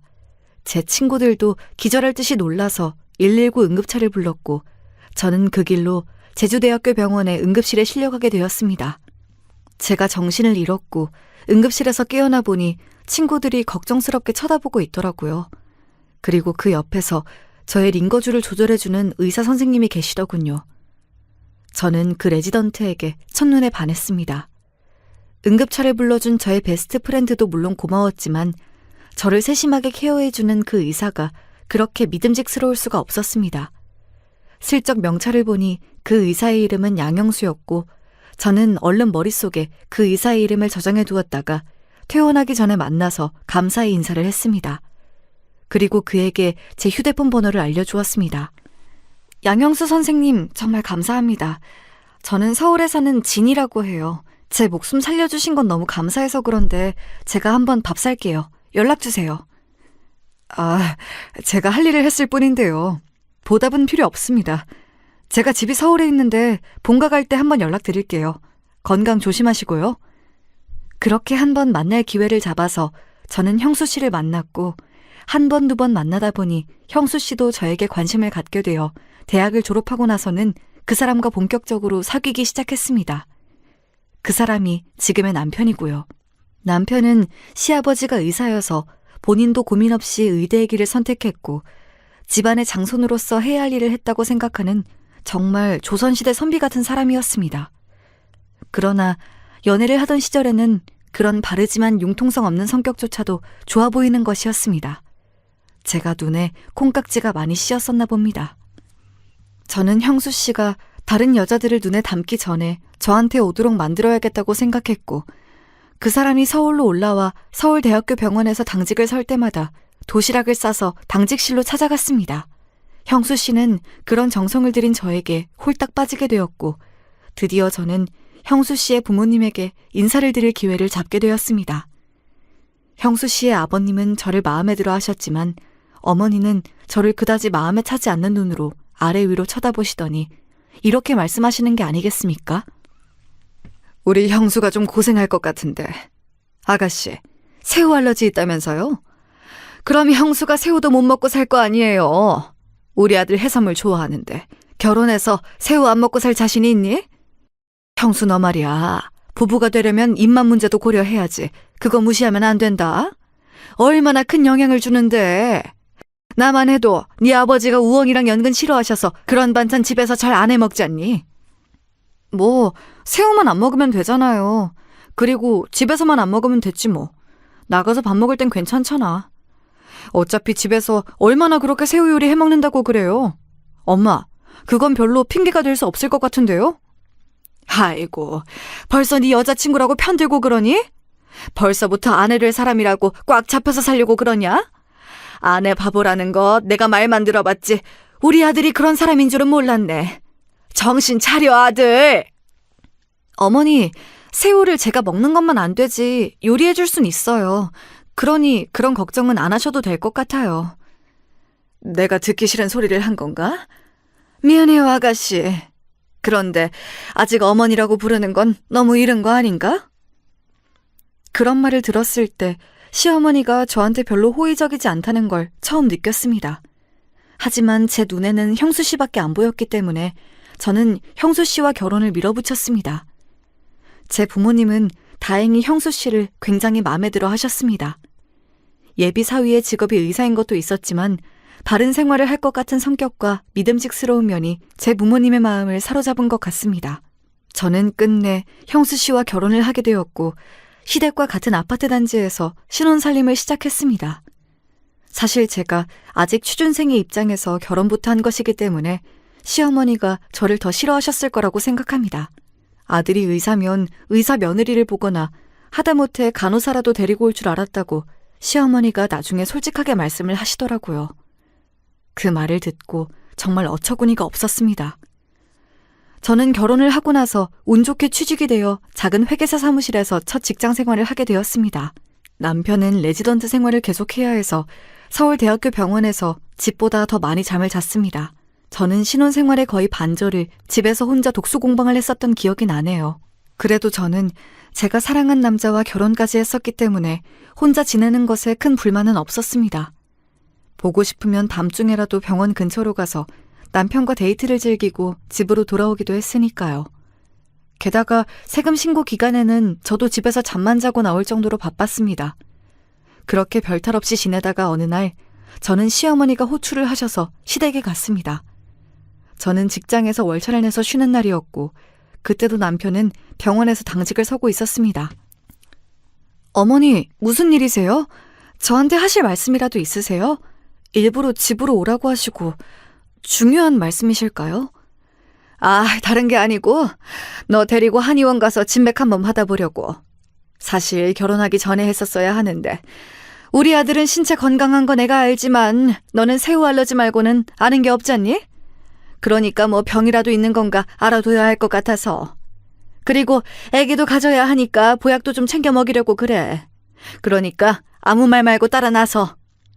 어머니, 저 그 알러지 말고는 다른 거 없어요. 새우 말고 견과류 종류도 좀 그렇고요. 그 두세 가지 말고는 저 정말 아무런 병도 없어요. 그리고 결혼한 지 1년 좀 됐는데 무슨 벌써 아기 이야기를 하세요. 아직 제 나이도 어리고 저는 그렇게 빨리 아기 갖고 싶은 생각 없어요. 저 그냥 집에 가면 안 될까요? 얘 좀 봐. 누가 시어머니 말을 그렇게 무시하니? 세상 어느 며느리가 너처럼 퇴바라진 애가 있는지 난 드라마에서나 봤다. 너 같은 앤 처음이야. 시어머니가 아니어도 어른이 말하면 그냥 네 하고 즉각 따라 나설 것이지 무슨 잔말이 그렇게 많아. 어머니는 너무 강경하게 한의원에 같이 가기를 종용하셨고 저는 어쩔 수 없이 그날의 월차를 한의원 가서 진맥하는 데에 다 써버려야 했습니다. 오랜만에 쉬는 날이고 저는 집에서 조용히 하고 싶은 걸 했으면 좋겠다는 생각이었는데 그날 하루를 다 망쳐버리고 말았습니다. 저는 어머니와 헤어지고 나서 집에 와서 혼자 화가 난 채로 술을 마셨습니다. 그러니 더 빨리 취하는 것이었습니다. 도대체 어머니는 무슨 생각하시는 거야? 지금이 조선시대도 아니고 내 생활인데 그것도 마음대로 못하나?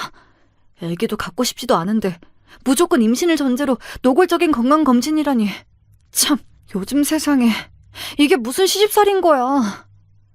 저는 술에 취한 채로 이렇게 투덜거렸습니다.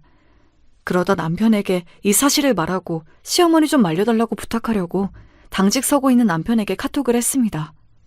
형수 씨, 나야. 오늘 어머니가 같이 한의원 가자고 하셔서 정말 가기 싫었는데 갔다 왔어. 나 알러지 때문에 아무 약이나 먹으면 안 되는데 약도 잔뜩 지어주셨어. 자기가 어머니한테 다음부터 그러지 마시라고 말 좀 잘해주면 안 될까?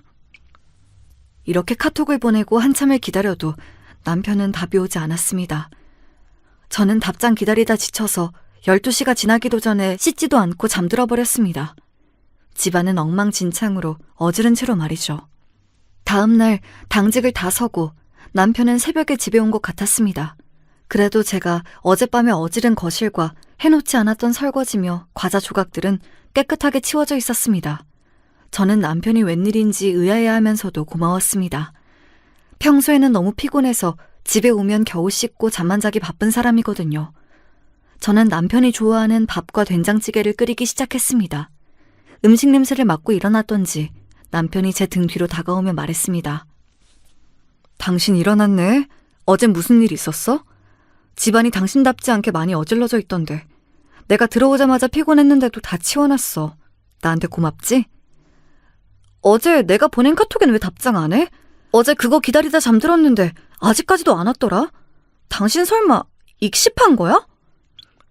제가 남편을 흘겨보면서 말했더니 남편은 의문스러운 표정을 지었습니다. 카톡이라니 무슨 카톡? 나 받은 거 없는데? 정말 안 왔어. 이것 봐.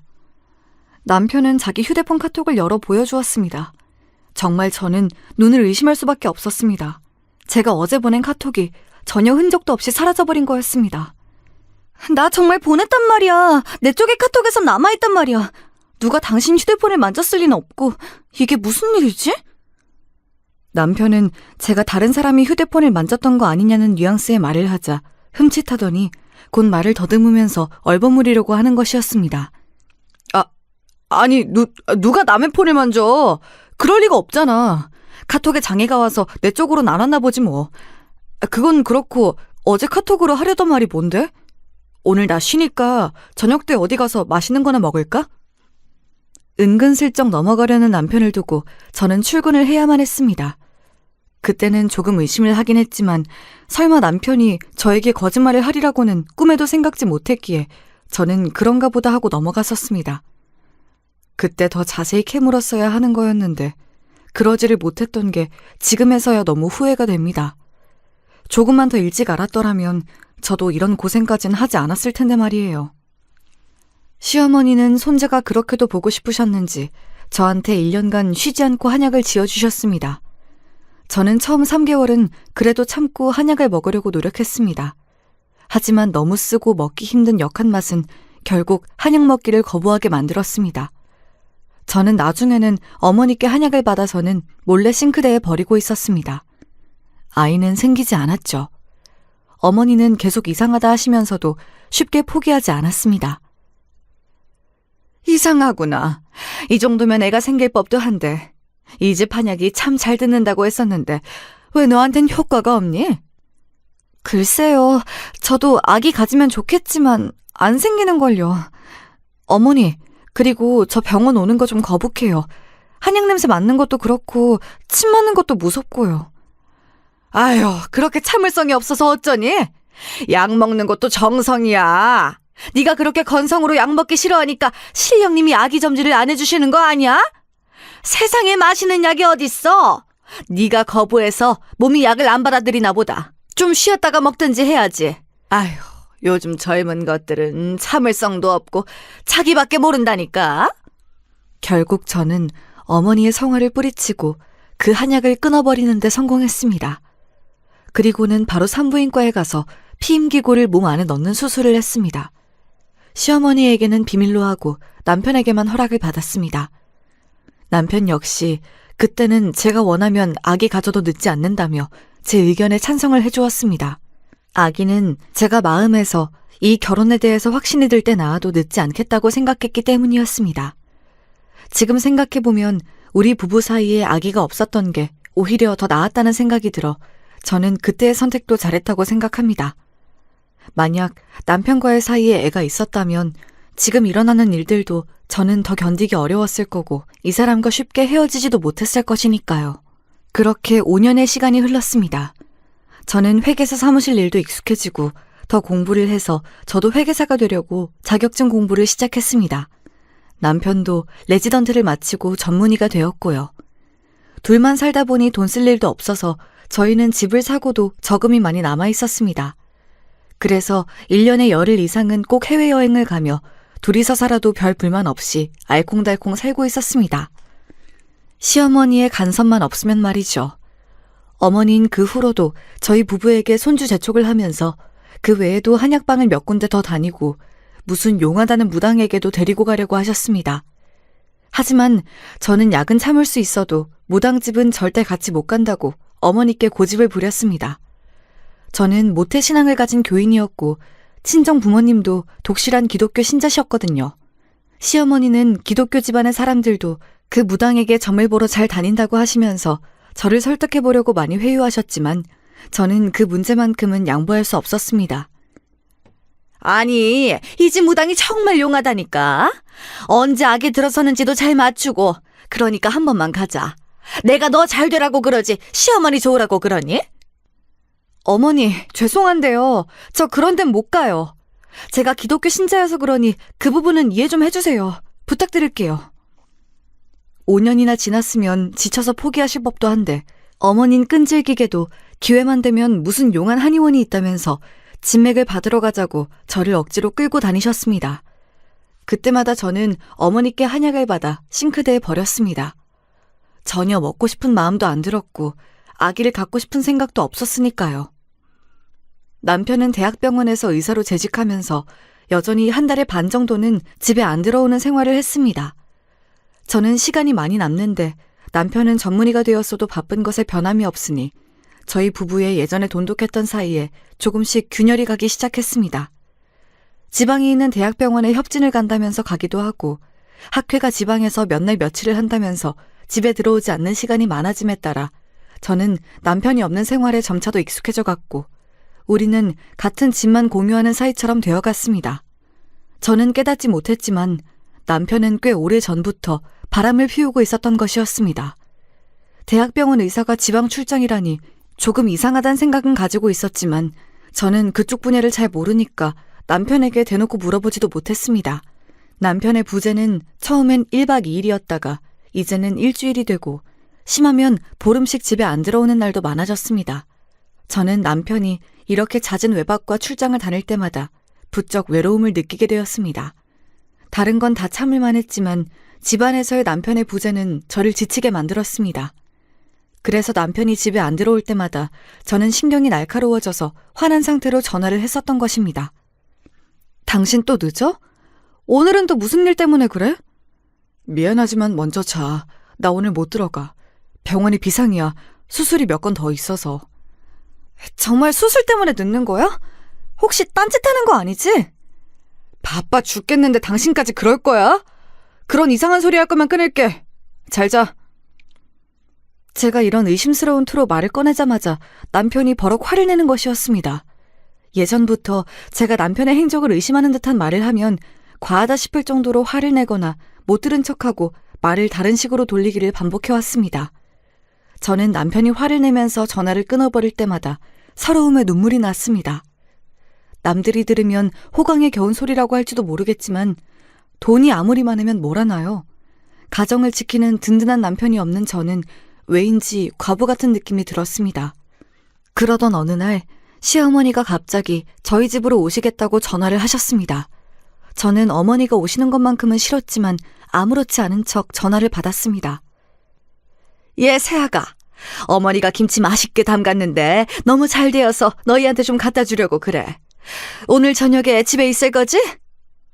어머니, 일부러 안 오셔도 되는데 제가 가지러 가도 되잖아요. 그리고 저번에 주신 것도 있어요. 굳이 오늘 안 오셔도 될 것 같아요. 너는 시어머니가 집에 오는 게 싫으니? 매번 좋게 전화를 받는 적이 없어. 내 아들은 새로 담은 김치 잘 먹으니까 갖다 줘야겠으니 오늘 퇴근하면 집에 바로 와. 알겠니?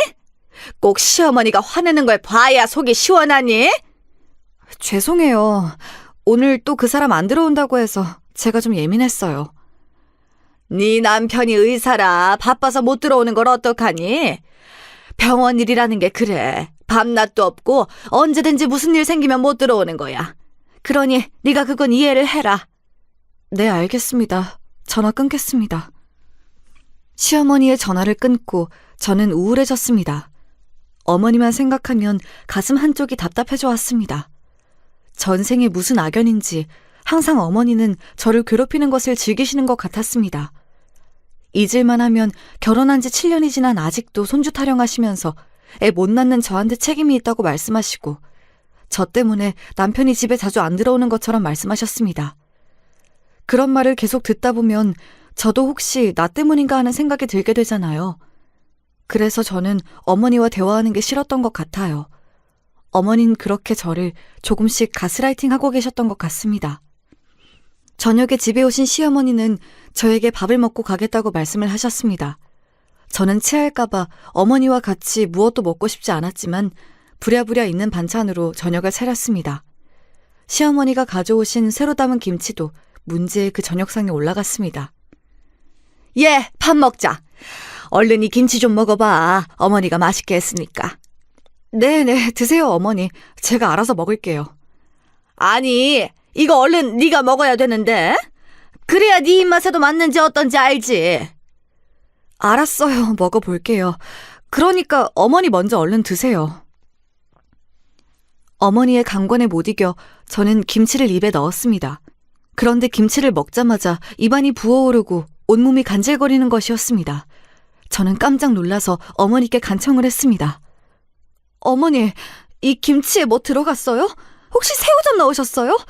저 새우 알러지 있어요. 어서 응급차 좀 불러주세요. 이상하네. 새우젓 안 넣었는데. 혹시 너 어머니한테 거짓말 하는 거 아니니? 어머니는 뻔뻔하게도 식탁에서 떨고 있는 저를 가만히 내려다보면서 거짓말을 하시는 것이었습니다.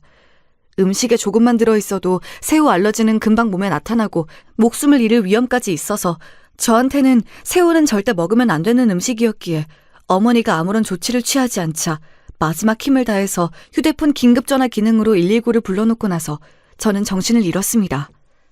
저는 병원 응급실에서 정신을 가까스로 차렸습니다. 깨어나 보니 저의 친정 엄마가 제 손을 꼭 잡고 기도를 하고 계셨습니다. 제가 눈을 뜨자 어머니는 울먹이면서 저한테 물었습니다. 진이야, 어찌된 일이니? 네가 새우를 먹다니 이게 무슨 일이니? 너 시어머니에게 미움받고 살았던 거니? 네 시어머니가 가져온 김치에 글쎄 새우가루 성분이 검출되었단다. 아무리 그래도 그렇지 새우 먹으면 죽을 수도 있는 너한테 이런 짓을 하다니. 그 여자 살인미수로 고발해버려야 하는 거 아니니? 내 이 나쁜 년에게 콩밥을 꼭 먹이고 말 거야.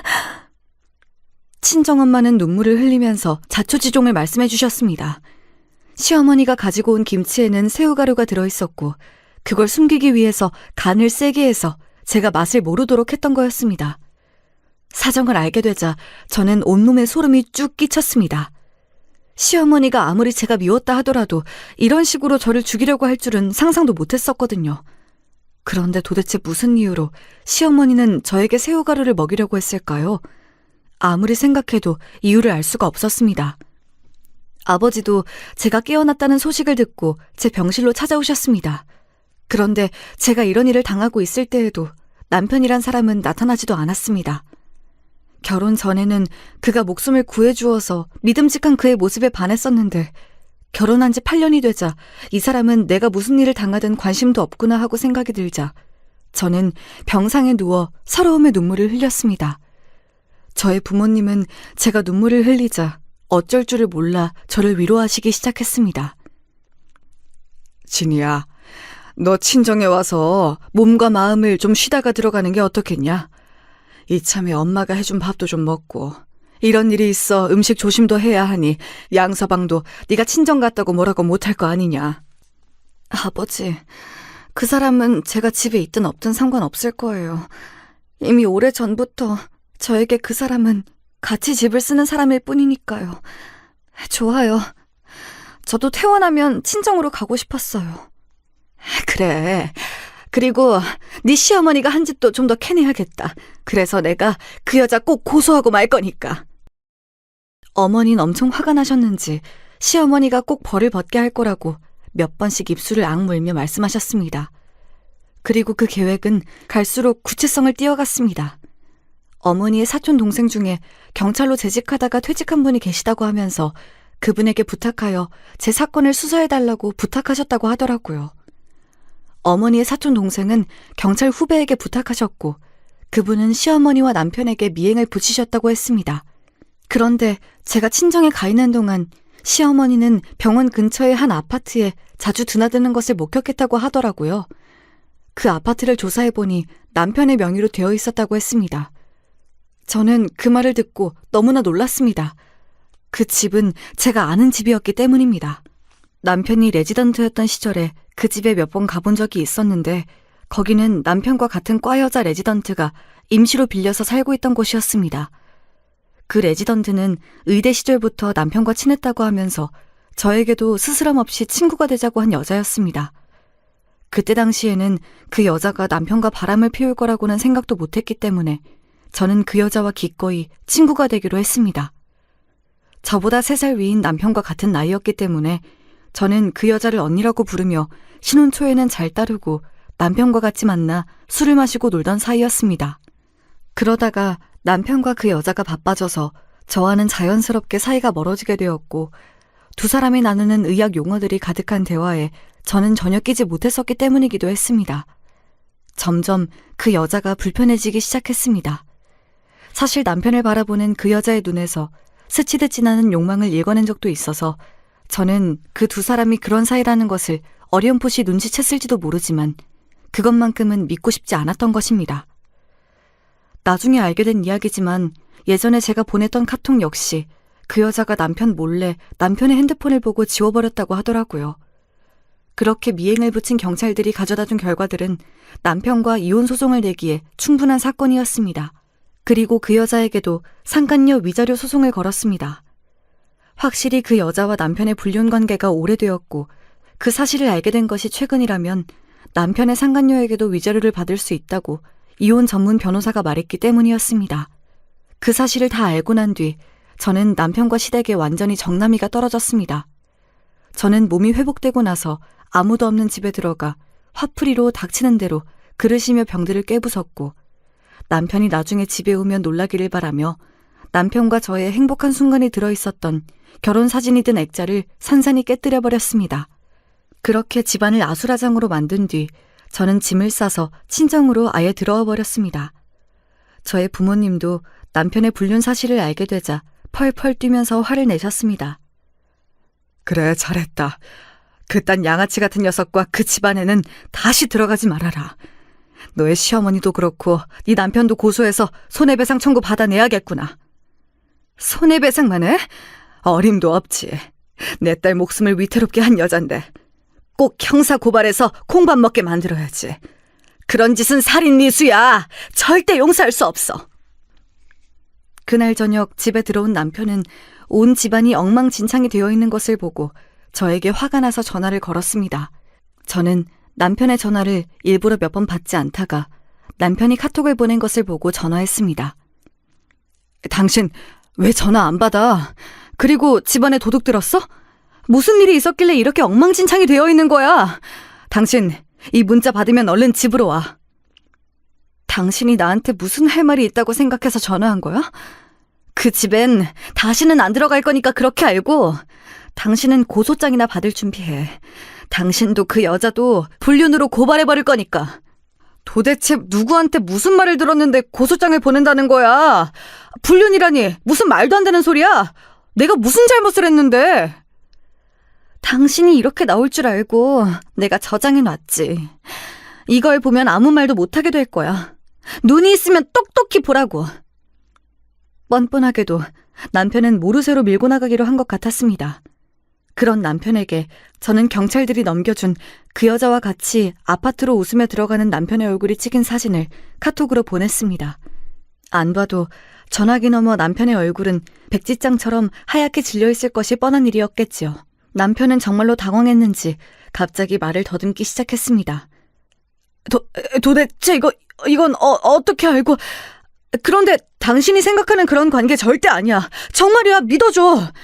그 여자한테도 상간녀 소송으로 고소장 보냈으니까 둘이서 잘 입을 맞춰서 말해야 될걸? 너희들 둘 다 내가 콩밥 먹여주고 말 거야. 그러니까 기대하고 있어. 저는 말도 안 되는 변명을 늘어놓으려는 남편에게 그럴 틈도 주지 않고 버럭 소리를 지르고 나서 뚝 전화를 끊어버렸습니다. 그렇게 내 솔직한 감정을 발산하고 나니 어쩐지 속이 후련해지는 것이었습니다. 내친 김에 저는 시어머니에게도 전화해서 할 말을 다 해야겠다고 생각했습니다. 시어머니는 웬일로 제 전화를 기다렸다는 듯 금방 받으셨습니다. 여보세요? 너 몸은 괜찮니? 어머니가 네가 새우 알러지 있는 걸 깜빡하고 새우가루를 좀 섞었는데 그것 때문에 네가 그렇게 될 줄 몰랐어. 정말이야. 시어머니는 제 전화를 받자마자 몰랐다면서 슬쩍 비겁하게 넘어가시려고 하시는 것이 아니겠습니까? 더 이상 저를 걱정하는 척하는 시어머니의 가식적인 변명을 듣고 싶지가 않았습니다. 어머니가 김치에 새우가루를 넣어 저를 해코지하려 했던 이유가 남편이 상간녀와의 사이에 아들을 낳았다는 사실을 알고 저를 죽이고 그 두 사람을 결혼시키려고 했다는 사실을 알게 되었고 저는 시어머니가 너무나 무서워졌습니다. 제가 모르는 사이에 남편과 이런 사실들을 모의했었다는 생각이 들자 저도 가만히 있으면 안 되겠더라고요. 저는 크게 한숨을 들이쉰 후 어머니에게 하고 싶었던 말들을 폭포수처럼 쏟아냈습니다. 어머니가 처음부터 저를 마음에 안 들어 하신다는 것 잘 알고 있었고요. 저도 어머니가 별로 마음에 안 들었어요. 그리고 저 어머니 고소할 거예요. 제 목숨을 위험하게 만든 것에 대해선 실수였든 의도가 있었든지 결과는 같으니까요. 그리고 저 남편이랑 이혼할 거예요. 남편도 제가 언니라고 따르던 그 여자랑 바람 피우고 있었던 거 다 드러났고요. 그거 법정 증거로 제출할 거예요. 알고 있었죠? 그 사람 두 집 살림하고 있었던 거. 그리고 저요. 어머니가 그 집에 우리 집보다 더 뻔질나게 드나들었다는 것도 알아요.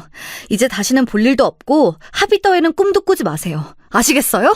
시어머니는 개뿔, 이 지긋지긋한 할망구야! 뭐라고? 할망구라니 이게 미쳤나? 어디서 본데 없이 어머니한테 대들어? 누가 말 그렇게 싸가지 없이 하라고 가르쳤니? 됐고요. 이제 다신 전화하지 마세요. 저 남편하고 어머니 연락처 다 삭제할 거니까 그렇게 하세요. 자꾸 전화해서 귀찮게 굴면 어머니도 정말 콩밥 먹게 되실 거예요. 저는 할 말을 다 하고 나서 불이 나게 전화를 끊어버렸습니다. 시어머니는 제가 전화를 끊자마자 몇 번이고 제 다이얼을 눌러서 저에게 반격을 하고 싶으셨던 것 같지만 저는 그 전화를 모두 일일이 차단해버리고 말았습니다. 이렇게 할 말을 다 쏟아내고 나니 10년 묵었던 체중이 훅 내려가는 것이었습니다. 이제까지 시댁 눈치 보느라 못했던 말들이 생각보다 많이 쌓여 있었던 것 같습니다. 저는 시원하게 한바탕 웃어버렸습니다. 하지만 그렇게 웃고 나자 곧 허무한 감정이 밀려왔습니다. 제 눈에는 어느새 뜨거운 눈물이 흘러내렸습니다. 그날 저는 눈이 퉁퉁 붓도록 울면서 방에서 한 번도 나오지 않았습니다. 그러다가 지쳐서 잠에 들었습니다. 다음날 제가 늦잠을 실컷 즐기고 있는데 또 전화벨이 울렸습니다. 그 누구인지 확인하니 남편의 상간녀의 전화였습니다. 제가 보낸 고소장이 그 집으로 들어간 모양이었습니다. 저는 그 나쁜 년의 전화를 받았습니다. 전화를 받자마자 분노에 찬 그 여자의 목소리가 들려왔습니다. 야! 너 도대체 무슨 수작이야? 미쳤어? 내가 니네 남편이랑 무슨 바람을 폈다고 이래? 증거도 없으면서 소장이라니 무슨 말도 안 되는 소리야? 난 절대 그런 적 없으니까 어서 취소해. 이거 해결 안 하면 나 너 명예훼손으로 고소할 거야? 왜? 네가 해놓고 안 믿어진다고? 그러지 말고 만나. 만나서 네 눈으로 똑똑히 보면 그땐 아무 말도 못하겠지. 병원 앞에 카페로 나와. 네가 그렇게 말하는 증거를 지금 당장 보여줄 테니까. 저는 그 여자를 만나러 가려 하니 제 퉁퉁 부은 눈과 얼굴이 신경이 쓰였습니다. 그래서 최대한 독하게 보이는 화장을 하고 여우같이 눈꼬리를 아이라인으로 올렸습니다. 그렇게 마음의 무장을 한 후 저는 그 카페로 갔습니다. 제가 카페에 들어서자마자 흰 가운을 입은 그 여자가 눈썹을 치뜨며 다짜고짜 제 멱살을 잡고 대들었습니다. 이런 상황을 뭐라고 부르면 좋을까요? 방귀 낀 놈이 성을 낸다더니 그 말이 정말 딱 맞았습니다. 야! 이게 정말 언니 하면서 잘 따르길래 놔뒀더니 이 어처구니 없는 짓거리를 해? 너 이년아, 당장 고소 취하하지 못해? 누가 누구한테 성을 내는 거야?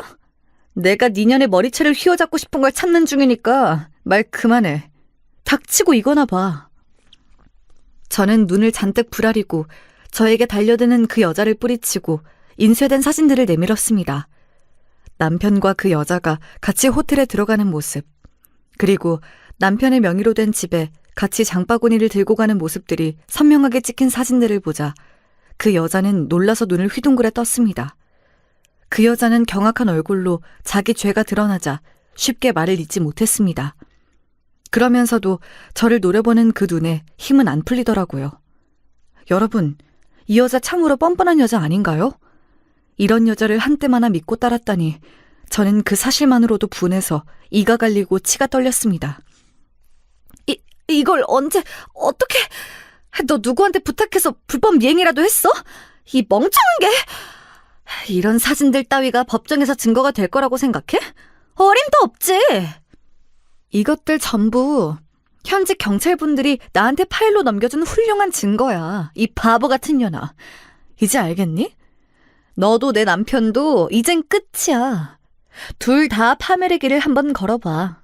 남의 눈에 눈물 내놓고 네 년놈들은 잘 살 수 있을 것 같아? 어림도 없지.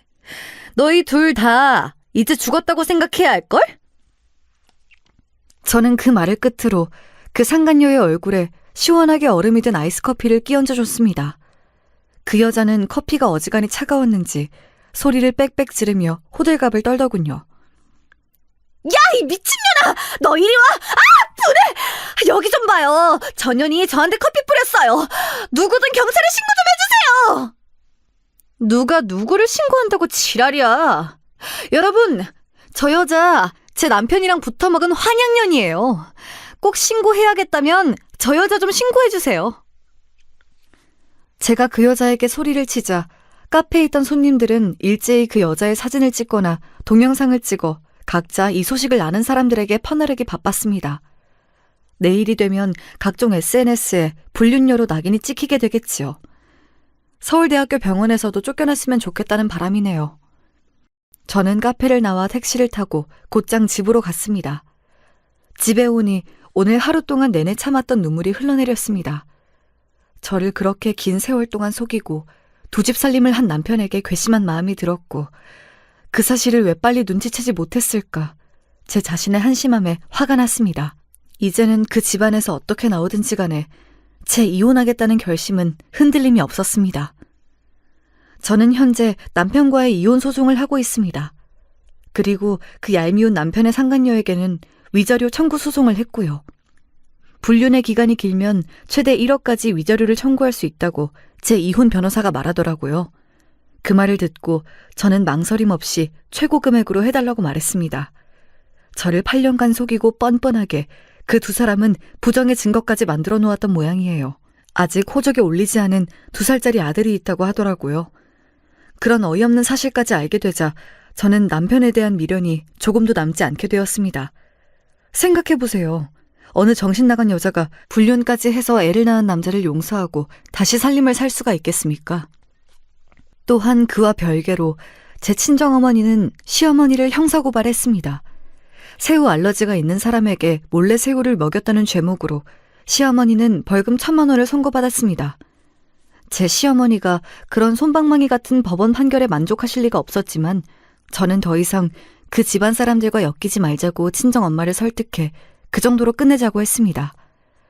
남편은 저와의 이혼 소송이 걸리자 병원 내에 소문이 나서 더 이상 서울대병원에서 일을 할 수 없게 되어 자진해서 사직서를 냈다고 합니다. 그리고 그 여자와는 결혼은 안 하고 사실혼 관계로 둘이 살고 있고요. 시아버지 역시 병원장에서 은퇴를 하시고 개인 병원을 차렸다고 하시더군요. 명망 있는 교수 자리는 이제 물 건너갔고 불륜 행각으로 불명예 퇴직을 하게 된 남편의 상간녀 역시 서울 외곽의 다른 병원으로 자리를 옮겼다고 하더라고요. 불륜 커플의 최후에 알맞은 결말이지요. 다른 사람은 몰라도 남편의 상간녀만은 제가 원하는 대로 망하게 되어서 제 속이 다 시원하더라고요. 시어머니와 남편과의 소송이 한창 진행되고 있던 어느 날 저의 친정집으로 갑자기 시아버지가 불쑥 찾아오셨습니다. 아버님은 이 모든 사실을 전혀 모르고 계셨기 때문에 저는 아버님께는 아무 악감정이 없다고 말씀드렸습니다. 그러나 시아버지는 제 손을 잡고 미안한 마음을 내비치셨습니다. 평소에 그렇게 위험 있던 모습을 보이던 시아버지는 이제 제게 작고 초라한 노인의 모습으로밖에는 보이지 않았습니다. 인간적으로는 참 불쌍한 모습이었습니다. 아가, 그동안 미안했다. 내가 네 시어머니 속셈도 네 남편의 못된 행실도 전혀 모르고 있었구나. 내가 제일 잘못했다. 내 집안일인데 내가 너무 무심했었던 것 같구나. 우리 집안과 네가 인연이 아니어서 아쉽지만 용서해달란 말은 안 하겠다. 제발 빨리 잊어버리고 새 출발했으면 한다. 이 못난 시아버지를 용서하거라. 아버님은 아무 잘못 없으시잖아요. 그만 가세요. 이젠 다시 안 만났으면 좋겠습니다. 아니다. 네 친정 엄마께도 용서를 빌어야지. 어머니는 어디 계시니? 내가 사과드리러 왔다고 말씀 좀 드려주렴. 시아버지는 저희 엄마가 안방을 나와 거실에 들어서자 갑자기 무릎을 꿇으시는 것이 아니겠습니까? 저는 깜짝 놀라 아버님의 팔을 잡았지만 아버님은 저를 뿌리치고 제 어머니에게 고개를 숙여 사과하셨습니다. 저희 집안 사람들이 대개 따님에게 폐를 많이 끼쳤습니다. 차마 용서는 안 되시겠지만 저를 봐서라도 빨리 잊으시고 새아기는 빨리 새 사람을 만나길 바랍니다. 정말 죄송합니다. 모든 게 명백히 사돈의 잘못은 아니지만 사부인이나 아드님에게 관심이라도 좀 가져주셨으면 이런 일도 없었을 텐데요. 안타깝습니다. 사과는 받겠습니다. 다신 오지 마세요. 아버님은 고개를 숙인 채 한참을 말을 잇지 못하셨습니다. 그러다가 눈물을 닦고 일어나서 조용히 우리 집을 나가셨습니다. 저 양반에겐 안 된 일이지만 네 시어머니는 절대 용서할 수가 없어. 나는 네 시어머니한테 꼭 벌금 받아낼 거야. 그러니 너도 마음 약하게 먹지 마. 알겠니? 그래요. 저도 시어머니한텐 용서하고 싶은 마음이 안 들어요. 이혼 소송이 다 마무리되고 나면 저는 유럽으로 한 달간 길게 여행을 다녀오려고 합니다. 시댁의 눈치도 안 보고 어머니의 지긋지긋한 손주 타령에서도 벗어난 지금 저는 너무너무 홀가분하고 행복합니다. 남편의 외도가 아니었더라도 저희 부부는 어차피 사랑이 식어 결국 이혼을 하게 될 수순이었던 것 같습니다.